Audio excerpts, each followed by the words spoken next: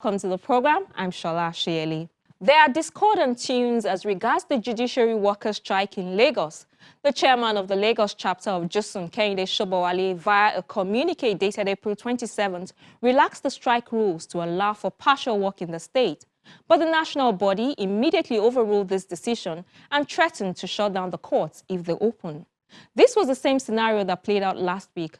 But while the back and forth is on, I sat down with the chairman of the Nigerian Bar Association Lagos branch to get his views on the claims in some quarters that the Lagos State Judiciary was enjoying 100% financial autonomy and did not need to join the strike.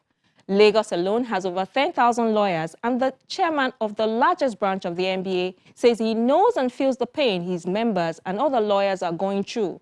He speaks about some of the losses and is hopeful of a quick resolution. I mean, everybody should be concerned about the closure of the courts. I mean, there's been a complete paralysis in the justice delivery sector. So, and when you have something like that, you can imagine how, what people must be going through, litigants and even lawyers and all of that. So, and when you have this kind of thing in a society, it's a recipe for anarchy, breakdown of law and order.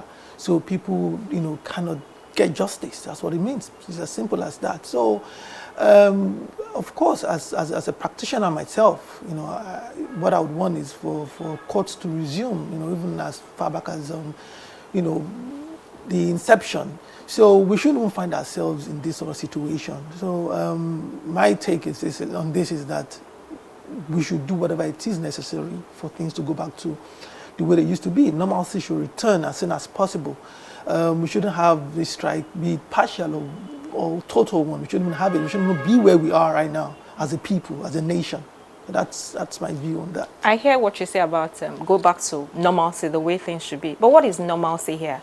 In Lagos, we're hearing that because this strike is about the financial autonomy of the judiciary, the implementation of it, because it's guaranteed in the Constitution. But then different interpretations. The Lagos JUSUN is saying that the Lagos state government has complied with autonomy for the judiciary to a reasonable level, 75%. The Lagos state government, on its part, is saying 100%. We're not owing judges. We do what is necessary as at when due. So what is normalcy? What does the Constitution say in this regard? If we were to go by the bare bones of the law, what it says, it means that from the revenue account, from the consolidation revenue accounts of the federation, the accountant general sends the money right to NJC. NJC in turn remits money to the heads of various courts in the states. So the intent of that provision, of that constitutional provision, is that executive arm should have no hand in the funds meant for the judiciary. If you want to look at the bare bones of the law, that's what it says.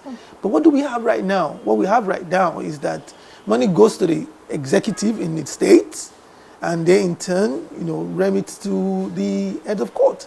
So if you talk about partial in Lagos, one can understand why JUSUN says let it be partial in Lagos.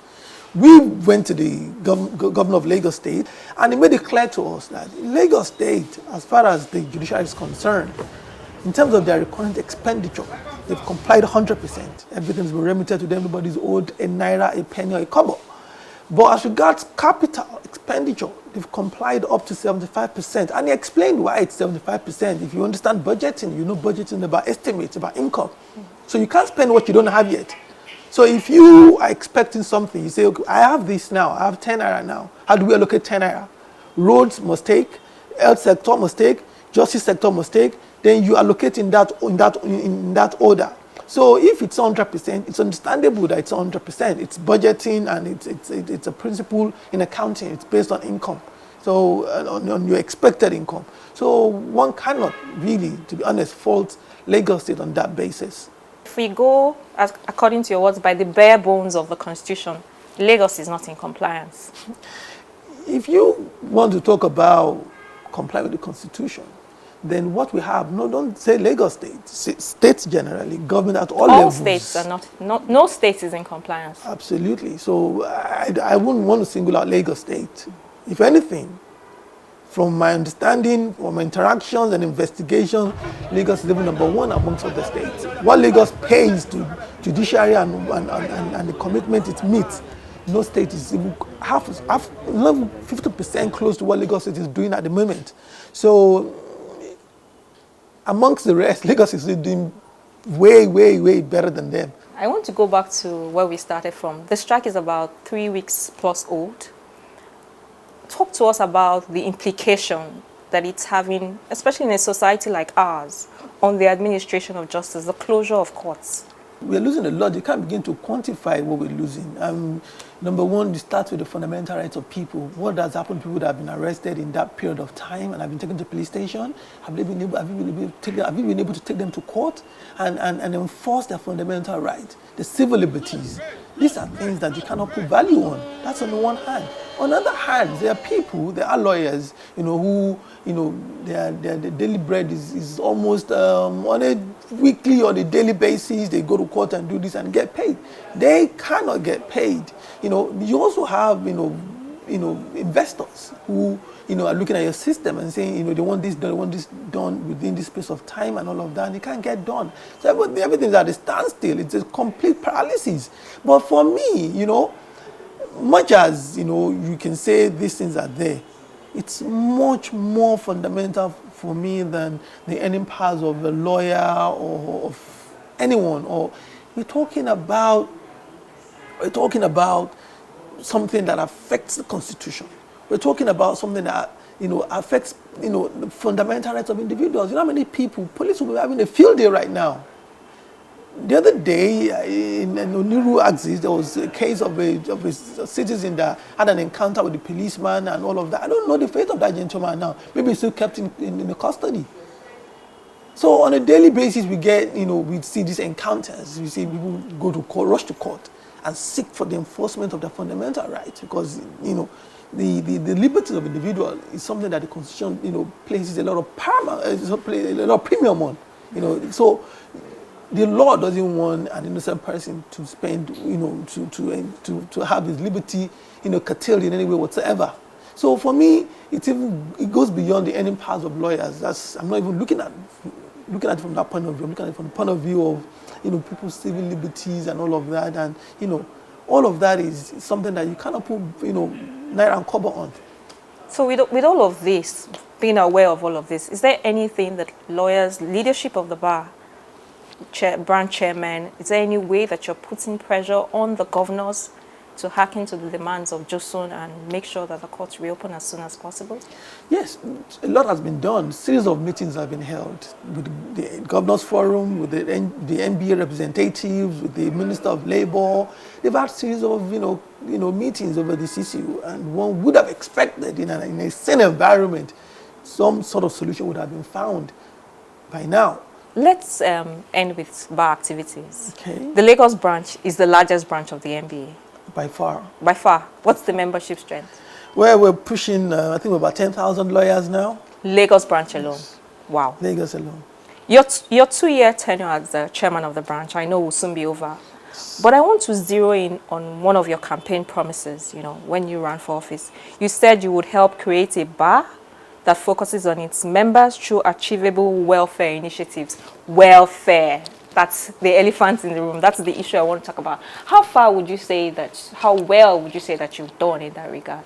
I think we've gone very far. Bearing in mind the fact that, we were, inhibited in some way with this pandemic and all of that, yes. and all of that. But we're happy because within the first 100 days, I was able to do a lot, even before the pandemic, came about. So what I did say at the time was that I was going to look into issue of medical health for lawyers, and within the first 100 days, I partnered with Hygia to provide, health insurance for lawyers. So with the token sum of about 18,000 naira, you're covered for an entire year. So you have a headache, whatever you have, checkups and all that is covered within, for the entire year, just with the token sum of 18,000 naira. Because we use our membership to negotiate something, very low, because we're talking about 10,000. That's a great number. So that has been done. Then over and above that, or almost as important as that for me, is the issue of capacity building amongst lawyers. For me, Empowerment is also welfare because it helps you to earn your daily needs, your 1 kobo and 2 kobo. We're in the knowledge industry as lawyers. So a lawyer is as good as what he knows upstairs. So because of that, we said we're going to have in place various capacity building initiatives in place, and that we have a committee on continuing professional development of lawyers. So we've done a lot of trainings. We did signed an MOU with the Chartered Institute of Arbitrators to train our lawyers in the areas of ADR, so that there's less focus on just litigation. So with this partnership with the CIR, members are being trained at a very affordable rate, very pocket-friendly rates, training them in areas of ADR so that they can navigate in all that space, so that I can go into that. And our plan was to also approach the CITN and other institutes like that to train our members, so that lawyers begin to acquire different skills, new skills that can help them to operate in today's world. So that is one of the things that we have done, in spite of all the pandemic restrictions and all of that. So talking about welfare, one other issue that is topical is encroachment into the space of lawyers. What can the NBA do about that? Well, thank you. Very good question, and it's very timely as well. Right now, a lot of people will tell you that many things are happening now, which has encroached into our space. I'll give you an example of that now. I was shown a law, that says that estate surveyors now can't prepare tenancy agreements and contracts, tenancy agreements, and what have you, assignment. You can prepare assignments and documents that transfer ownership of properties and all of that. This ought to be the prerogative of lawyers. Now you go to the bank. Now I was told that years back in the 70s, once you come out of the law school, that's a meal ticket for you. People live on that. People send children to school on that. Send children abroad on that. And that, the ventures, mortgages, and all of that are, quick wins for lawyers then. Just, quick wins, you do this, you do that. Banks always need you to do that, perfect, mortgages and all of that. Now, banks don't even do that anymore. They get their in-house lawyers to do all of these things for you now. So many things like that are happening. So at the NBA level, you have to sit down and think, how do we then how do we generate income for our lawyers? How do we ensure that revenue comes in for our lawyers? So there are many ways to do this. There's 1,001 ways to kill a cat. I am at the moment negotiating with some government agencies in the real estate space and trying to get rid of surveyors encroaching into our space. Yeah, I'm trying to get rid of them. I'm talking to the lands, the housing ministries, and trying to see how we can correct this and then bring this back into our fold. Trying to see how it has to be a lawyer and a lawyer alone that can do that. So if you have lawyers that can operate in the real estate space in Lagos, we know real estate in Lagos is oil. So if you give lawyers prominent role in that space, I think we would have done a lot for our members. So it's something that I'm engaging with the government on this aspect, and many other aspects. We have to do that. We have to ensure that we were talking about the big four, the accounting firms already. Gradually, we're doing what lawyers do. Now they give opinions to their clients. They give legal opinions. They get lawyers and put them there and do legal opinions. So if you allow them, they'll start sending lawyers to go to court. They are in-house counsel to start going to court and start doing many other things. Taking over the space that should be for practicing lawyers.